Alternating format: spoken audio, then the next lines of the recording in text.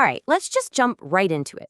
The smartphone in your pocket, the one with more raw power than the computers that got us to the moon, it's about to go through the biggest change we've seen since it was first invented.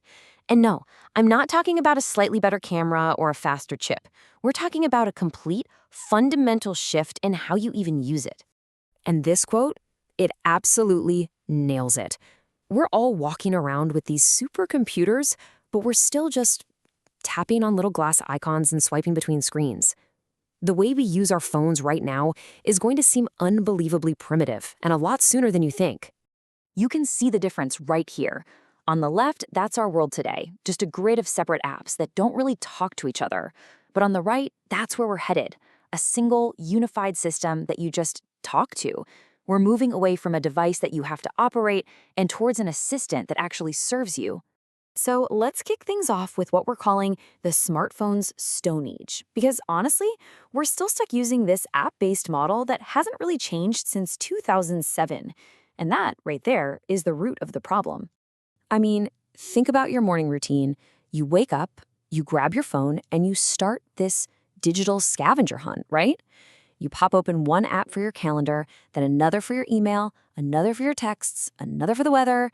It's this whole dance of taps and swipes across a dozen different apps just to get your days started. It's so inefficient when you actually stop and think about it. So, what's the alternative? Well, that brings us right here to your new conversational AI assistant. Let's actually talk about what it's going to feel like to have your phone become a true AI partner. And here's the absolute game changer. It's the shift from being reactive to being proactive. Instead of you having to hunt down all this information, your phone, which is now this intelligent assistant, it already knows what's important to you.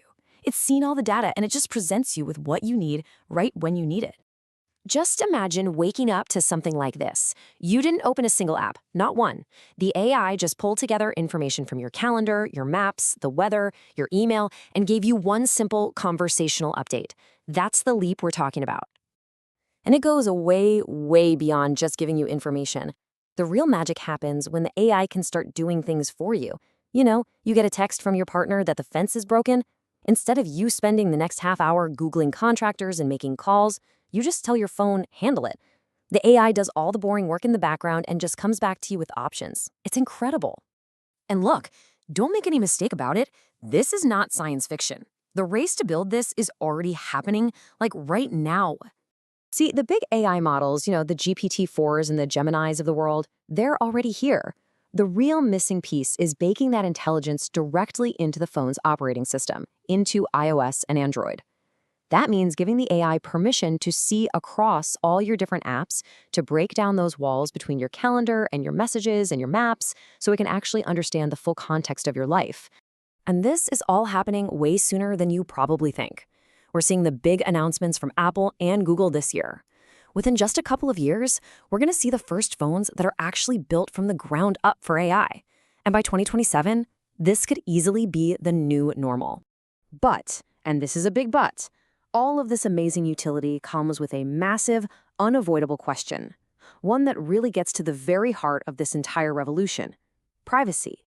Yeah, for an assistant to be that good, to know you better than you know yourself, it needs access to, well, everything, your entire digital life. Every text message, every email, every photo, every place you've ever been. And that requires an unbelievable amount of trust. And this table really lays out the fundamental tension here. Apple's business model is selling you shiny new hardware. So for them, keeping your data private is a feature. It builds trust and helps them sell more iPhones. Google's business, on the other hand, is advertising, which runs on user data. So you can see how that creates this potential conflict of interest that they're both going to have to navigate very, very carefully. Okay, so what else does this change? Well, that brings us to Section 5, and this is a big one: the end of apps. Because this whole shift doesn't just change our phones, it's about to turn the entire app economy completely upside down. Think about it. When you can just tell your AI what you want, the app itself becomes invisible. It's just infrastructure running in the background. You're not going to open the DoorDash app or the Uber Eats app. You'll just say, hey, I want Thai food for dinner, and the food will show up. You don't care how it happens. And the ultimate endgame for all of this technology is a concept they're calling the digital twin. It's basically an AI version of you, trained on all of your personal data that lives right there on your device. And this is way beyond convenience. Imagine it managing your work calendar, filtering your emails, even writing back to your friends for you. It literally becomes your proxy in the digital world. The line between you and your AI assistant gets really, really blurry. So, I guess the final question is, are you ready for this? Because this isn't just another tech update, this is a real paradigm shift. And believe me, it is coming a lot faster than most people realize. You know, being skeptical is totally natural, but just look at this comparison. We have been here before. Remember when people swore by their BlackBerry keyboards? They said, I'll never type on a piece of glass, that's just a gimmick.